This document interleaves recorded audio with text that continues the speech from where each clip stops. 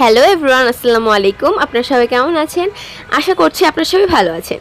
আজকে হচ্ছে আমি এমএস এর সামনে আন্ডারপাসে এসেছিলাম। তো আজকে আমি আপনাদেরকে সেই আন্ডারপাসটি ঘুরে দেখাবো। তো এই যে দেখুন, আমি কিন্তু এই আন্ডারপাসের এখানে এসে পড়েছি। আপনারা যারা এখানে এসেছেন হয়তোবা জানেন এই আন্ডারপাসের সামনে কিন্তু অনেকগুলো স্কুল আছে। তখন এখানে কোনো ফুট ওভার ব্রিজও ছিল না। ওই সময় দুটো স্কুল শিক্ষার্থী নিহত হয়। আর তখন থেকে একটা আন্দোলন শুরু হয় যে এখানে একটা ফুট ওভার ব্রিজ অথবা আন্ডারপাস বানানোর জন্য। তারপরে সরকার এখানে এই আন্ডারপাসটা নির্মাণ করে। আর এই আন্ডারপাসটা দেখলে কিন্তু বোঝাই যাবে না যে এটা বাংলাদেশে। এটা এত পরিমাণে সুন্দর, দেখলে মনে হয় বিদেশের কোনো একটা জায়গায় আমরা দাঁড়িয়ে আছি। তো এই আন্ডারপাসে কিন্তু একটি লিফট, এসকেলেটর ও সিঁড়ি আছে। এখানে যারা বয়স্ক, যারা হাঁটতে পারে না বা যাদের একটু কোনো সমস্যা আছে তাদের জন্য কিন্তু এখানে লিফট আছে। এই যে দেখতেই পেলেন, এখানে কিন্তু আর্মিরা আছে। আর্মিরা কিন্তু এখানে ঘোরাঘুরি করে সারাটা টাইম, কারণ এখানে যদি কোনো ছিনতাই হয় বা কেউ যদি রাস্তা না বুঝে তাদেরকে কিন্তু আর্মিরা দিক নির্দেশনা দিয়ে থাকে। এই যে দেখুন, আমি আন্ডারপাসের ভিতরে এসে পড়েছি। উপরে এত সুন্দর একটা গ্লাস সিস্টেম করেছে, ভিতরে একদম আলো রোদ সব কিছুই আসে। আমার কাছে অনেক ভালো লেগেছে।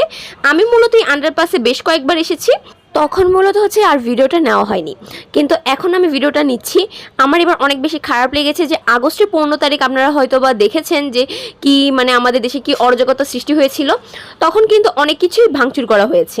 তো তখন এই জায়গাটাও কিন্তু, এটা কিন্তু আর্মিদের জায়গা বলতে গেলে, এই জায়গাটাও কিন্তু রেহাই পায়নি। এখানেও কিন্তু অনেক কিছু ভাঙাচোরা করা হয়েছে। তো আমার মতে এগুলো কিন্তু দেশের সম্পদ, এগুলো নষ্ট করা একদমই ঠিক না। সেই তো আমাদের থেকেই ওরা ট্যাক্স নিয়ে এই জিনিসগুলো করে। তো আমার মতে এগুলো কিন্তু একদমই করা ঠিক না যে এরকম ভাঙাচোরা। এই যে এই সাইডগুলো কিন্তু ভেঙে ফেলেছে দেখে তারা এখানে কালো কাপড় দিয়ে রাখছে যাতে কোনো প্রবলেম না হয়। তো আমার কাছে মনে হইতেছে আগের তুলনায় এখন অনেক বেশি নষ্ট হয়ে গেছে এই আন্ডারপাসটা। আমার মতে আমরা বাংলাদেশের একটি নাগরিক, তো সেই অনুযায়ী আমাদের কিন্তু এগুলো ভাঙাচোরা করা একদমই উচিত নয়। যেহেতু আমরা অন্যান্য দেশের তুলনায় কিন্তু অনেক বেশি পিছিয়ে আছি, কারণ আমরা আমাদের দেশটা এমনি একটা গরিব দেশ, সে কারণে আমাদের উচিত না এগুলো ভাঙাচোরা করা। আমরা যত ভাঙাচোরা করবো আমাদের দেশটা কিন্তু ততই নষ্ট হয়ে যাবে। সে কারণে আমার মতে এগুলো কিন্তু একদমই ঠিক নয়। তো যাই হোক, আমি কিন্তু এখানে এসে পড়েছি আর আমি আপনাদেরকে সব জিনিসগুলো সুন্দর করে ঘুরে দেখাচ্ছি। তার মধ্যে একটা কথা বলে রাখি, এটা কিন্তু সুরসপ্তক একটা সুড়ঙ্গ বলা যায়। তো এই যে দেখুন, এখানে কিন্তু এত সুন্দর সুন্দর পেন্ট ছিল, যেগুলো ওরা আটকাই রাখছে এত পরিমাণে সুন্দর। যেমন এখানে দেখুন, একটা আলো আধারের মধ্যে একজন সাইকেল চলাই যাইতেছে, এত সুন্দর একটা ছবি ওরা দিয়ে রাখছে। এখানে কিন্তু অনেক পর্যটকরা এসে কিন্তু ছবি তুলে যায়, কারণ বাংলাদেশের মধ্যে অনেক সবচেয়ে উন্নত আন্ডারপাসই কিন্তু এটা। আর এই ছবিটা জাস্ট আমার কাছে এত পরিমাণে ভালো লেগেছে যে একটা মেয়ে অনেকগুলো শাপলা ফুল নিয়ে একদম বিল থেকে শাপলা ফুলগুলো তুলতেছে, এরকম একটা ছবি। এটা তেমন কিছু না, বাট এখানে দেখতে কিন্তু অনেক বেশি সুন্দর লাগতেছে। এই আন্ডারপাসটি হওয়ার কারণে অনেক স্কুল শিক্ষার্থী, পরে অনেক বৃদ্ধরা যারা হাঁটতে পারে না বা যাদের রাস্তা ক্রস করতে সমস্যা হয় তাদের জন্য কিন্তু অনেক বেশি উপকার হয়েছে এই আন্ডারপাসটি করার জন্য। এই আন্ডারপাসের ভিতরে কিন্তু আপনারা এরকম অ্যাডজাস্ট ফ্যান, তারপর এরকম ডাস্টবিন, এগুলো সব পেয়ে যাবেন যাতে কারো যদি কোনো প্রবলেম না হয়। আর এখানে দেখুন লিফট, এখানে কিন্তু মানুষরা লিফটের জন্য ওয়েট করছে। আমার মতে যারা একটু সুস্থ বা যারা স্টেয়ার্স দিয়ে উঠতে পারবে তাদের আই থিঙ্ক এই লিফটের প্রয়োজন নেই। বাট বাংলাদেশের মানুষ যেহেতু তারা এই যেহেতু সুযোগগুলো পেয়েছে, তার ওরা এগুলো ব্যবহার করবে। তো আমার মতে, আমার কাছে মনে হয় স্টেয়ার্স দিয়ে ওঠা বেটার যারা সুস্থ মানুষ। সে কারণে আমি সিঁড়ি দিয়ে উঠতেছি। তো এই যে দেখুন, আমি কিন্তু উঠতেছি। এই আন্ডারপাসটা কিন্তু অনেক বেশি সুন্দর ছিল, বাট এই 15 আগস্ট 5 জুলাই এইসব কারণে কিন্তু এই আন্ডারপাসটি অনেক বেশি নষ্ট হয়ে গেছে। কিন্তু তাও এখনও কিন্তু আন্ডারপাসটি অনেক বেশি সুন্দর আছে। যারা এখন পর্যন্ত এই আন্ডারপাসে যাননি অবশ্যই একবার গিয়ে ঘুরে আসবেন।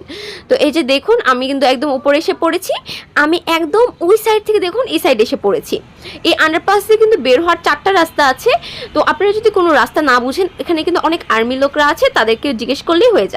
তো ওই যে দেখুন, আমি হাত দিয়ে দেখাচ্ছি, আমি ওই সাইড থেকে কিন্তু একদম ঘুরে ঘুরে এই সাইড দিয়ে এসে পড়েছি। তো এই যে এখন আমি মূলত এখানে এসেছিলাম সিএমএসে যাব দেখে। আমরা কিন্তু সিএমএসে ফ্রি ট্রিটমেন্ট পাই, কারণ আমার বাবা এয়ারফোর্সে জব করতো। ওখান থেকে কিন্তু আমার বাবা র্যাবেও জব করেছে। তো এখন বর্তমানে আমার বাবা রিটায়ার্ড পারসন। তো ওখানে জব করার কারণে কিন্তু আমার বাবা সিএমএসে ফ্রি ট্রিটমেন্ট পায়। এখানে যে কোয়ার্টারগুলো আছে না, আমরা কিন্তু এই কোয়ার্টারেই থাকতাম। সে কারণে এই দিক দিয়ে আমার এত পরিমাণে স্মৃতি জড়িয়ে আছে। আমার খালি স্মৃতি জড়িয়ে নেই, ছোটোবেলা থেকে এই জায়গায় বড় হওয়া আমার কাছে অনেক বেশি একটা আনন্দময় জায়গা এই জায়গাটা।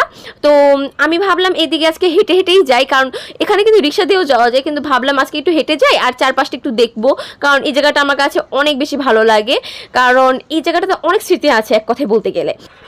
আমরা কিন্তু বর্তমানে উত্তরায়ের দিকে থাকি, আপনারা হয়তো বা এটা জানেন। তো এই যে আমি কিন্তু প্রায় সিএমএইচের দিকে এসে পড়েছি। এখন হচ্ছে আমি আর ভিডিও নিতে পারবো না, কারণ সিএমএইচের ভিতরে ঢুকে গেলে কিন্তু আর কোনো ভিডিও বা কোনো ফোন অ্যালাউ থাকে না, সে কারণে আমি আর সিএমএইচের ভিতরে কোনো ভিডিও করতে পারলাম না।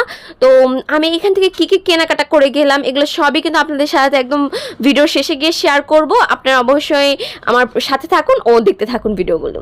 তো এই যে দেখুন আমরা কিন্তু সিএমএস থেকে এসে পড়েছি। সিএমএসে মূলত আমার আম্মুকে নিয়ে যাওয়া হয়েছে, কারণ আমার আম্মুর দাঁতে একটু প্রবলেম ছিল, তো সে কারণে একটু সিএমএসে গিয়েছে।